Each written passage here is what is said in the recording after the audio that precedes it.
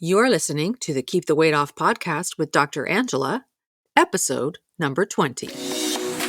Welcome to the Keep the Weight Off podcast, where we bust all the dieting myths and discover not just how to lose weight, but more importantly, how to keep it off. We go way beyond the food, and we use science and psychology to give you strategies that work.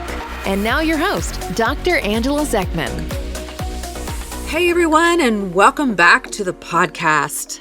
This week, I wanted to talk about something very fundamental in your weight loss journey, but something that almost no one thinks about. And that is like what we're thinking. What are our thoughts? Or I guess you could also call it our mindset. How we think about this weight loss journey that we're on. And I really want to drill down on this because the way you think about this whole journey is either going to make or break it for you. So, Marshall, we see this all the time, right? Like some people just seem to know how to talk themselves through their struggles and others don't. And so they give up almost instantly when something happens and they slip up. And you've had a lot of experience with this, right? Oh my gosh. Yeah, this is all so mental, you guys. It is really mental. So the way that you're talking to yourself as you're moving through this journey just matters a heck of a lot. And so that's what I want to talk to you about today. So let's say, for example, that we have a patient and her name, or a client online, and her name is Lisa. So this is a hypothetical patient. This isn't any one particular person. But these are the stories that we always hear. And let's say that Lisa's been struggling with her weight for decades. And so she's like in her 50s now. And she's been on all these various diets over the years. She probably started dieting when she was a teenager, maybe even younger. She's been in and out of Weight Watchers. She's tried HCG shots. She's tried keto. She's done intermittent fasting.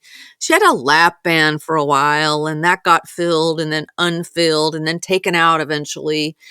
It's just lots of different things. And they always worked well while she was in that process. But then as soon as she stopped, she gained all the weight back, and usually more, because that's how it works.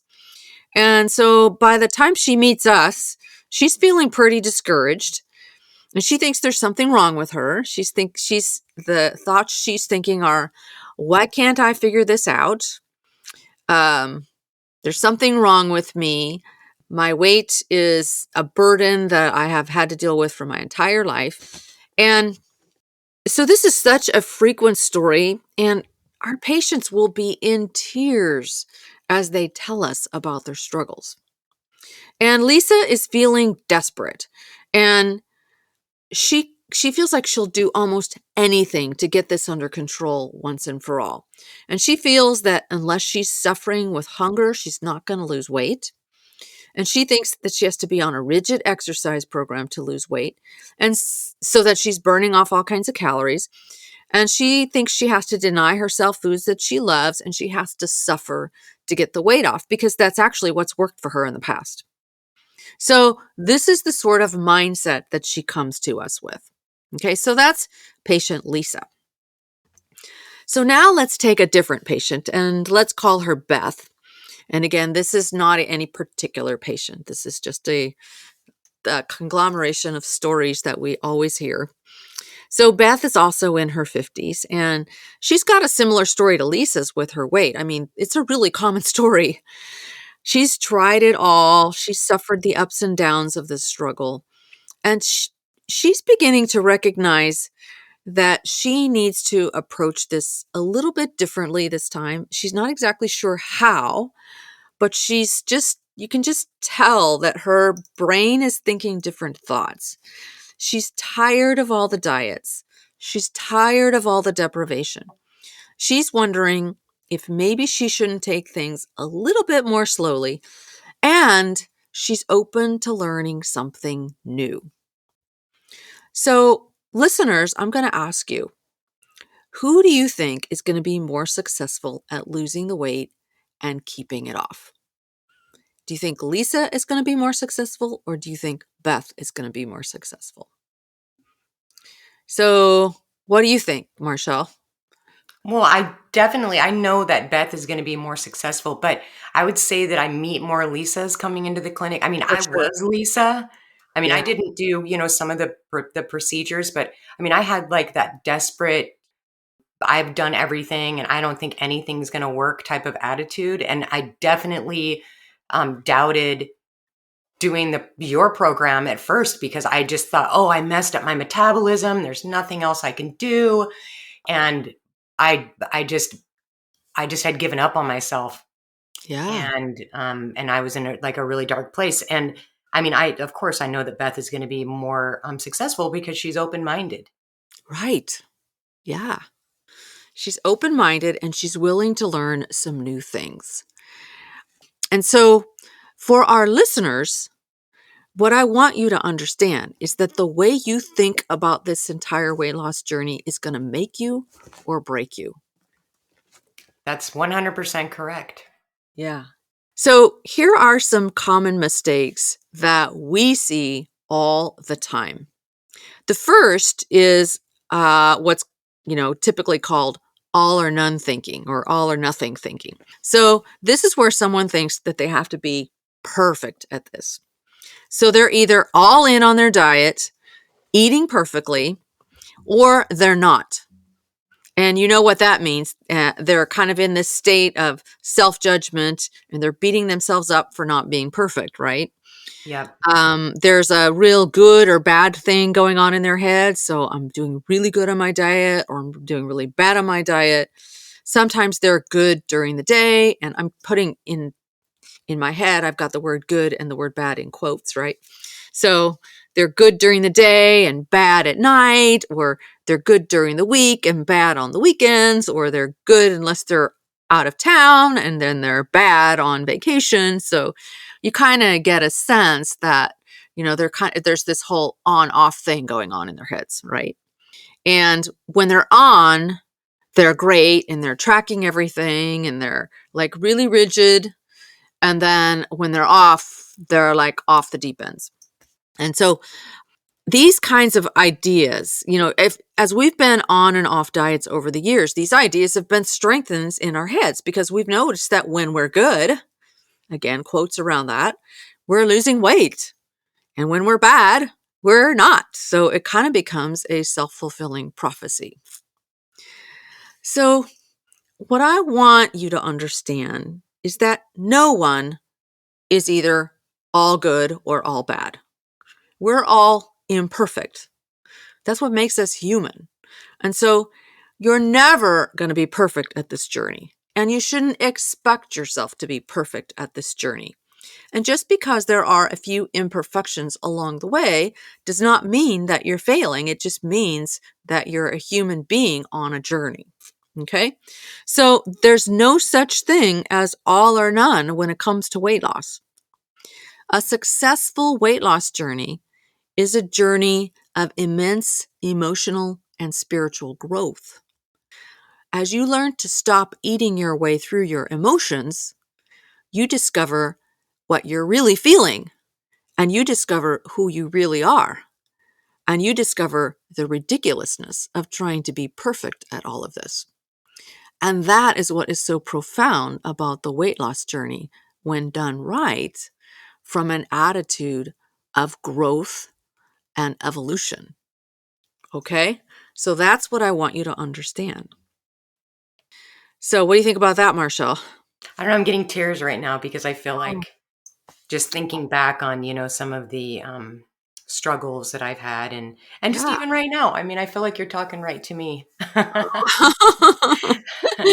Yeah, I mean, it's an imperfect journey and it's supposed to be. It's not supposed to be perfect. We're not supposed to. I know we're talking about emotions and it's making me emotional. Exactly. Yeah.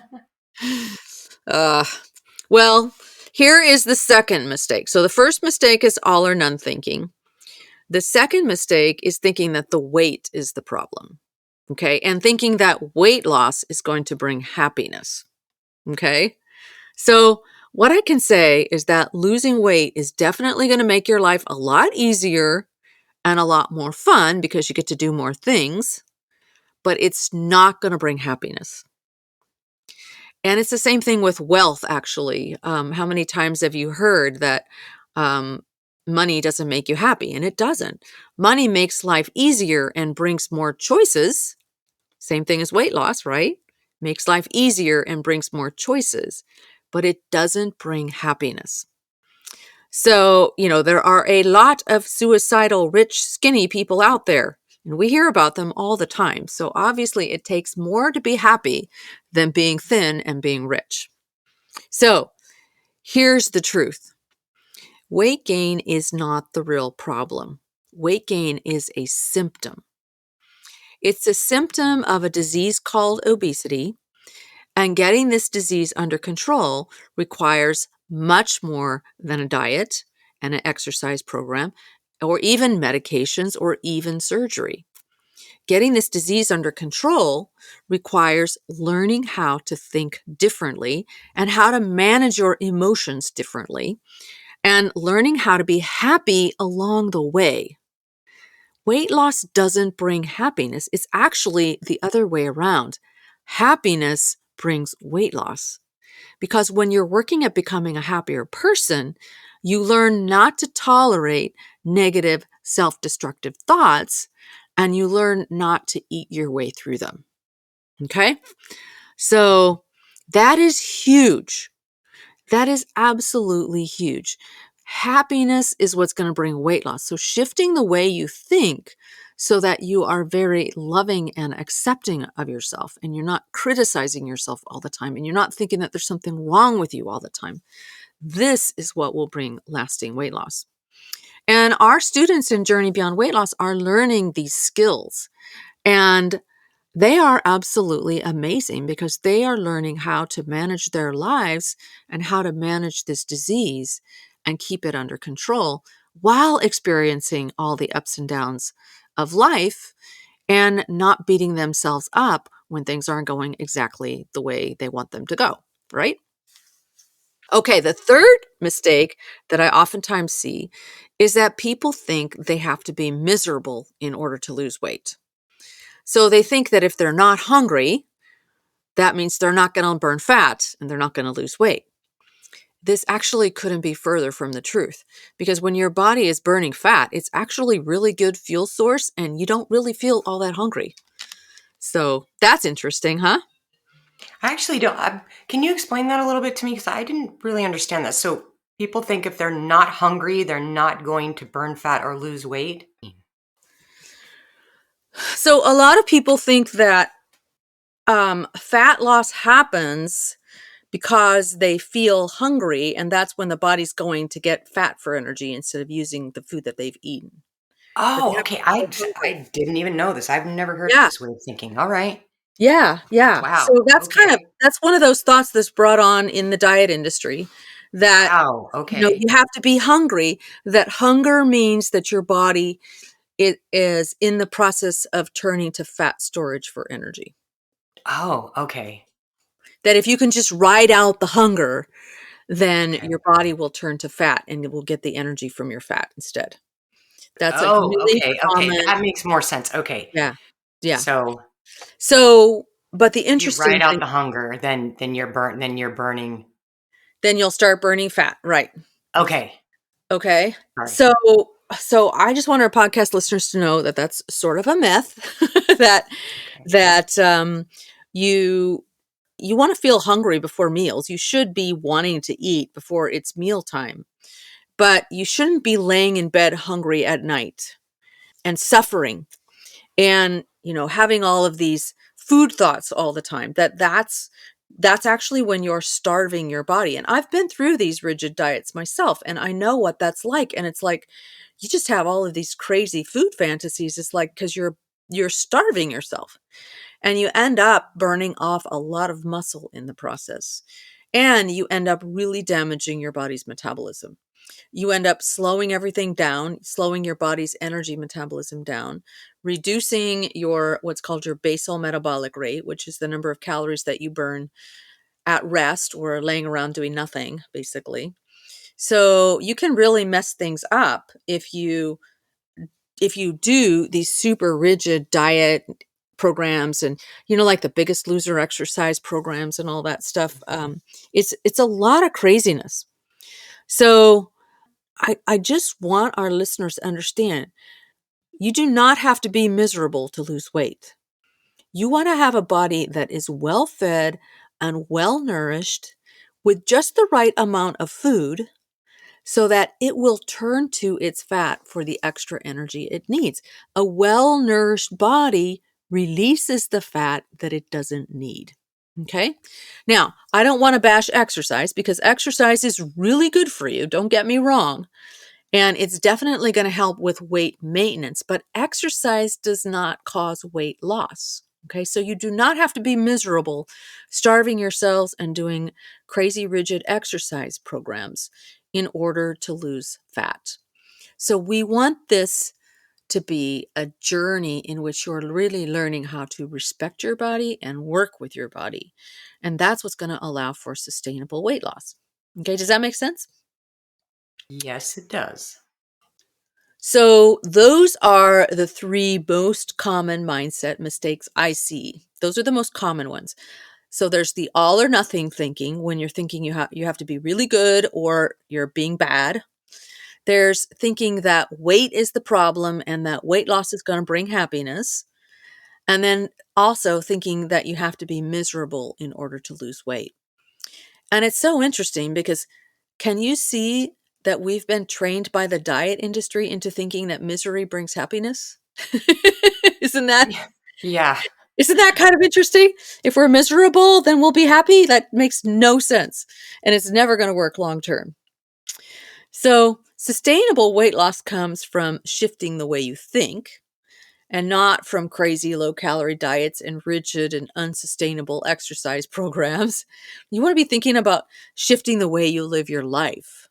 You want to be thinking about how you think about yourself. And how do you think about yourself when you're making mistakes or you don't show up the way you wanted to show up? You want to learn how to treat yourself with compassion. You want to become your own best friend and coach. This journey is yours and no one else's. We work really hard with our patients in the office and with our online clients to help them understand how important this desire is, not just to them. And I'm talking about this desire to lose weight and get healthy. This desire is important, not just to them, but to everyone around them. And we help them learn how to treat themselves kindly.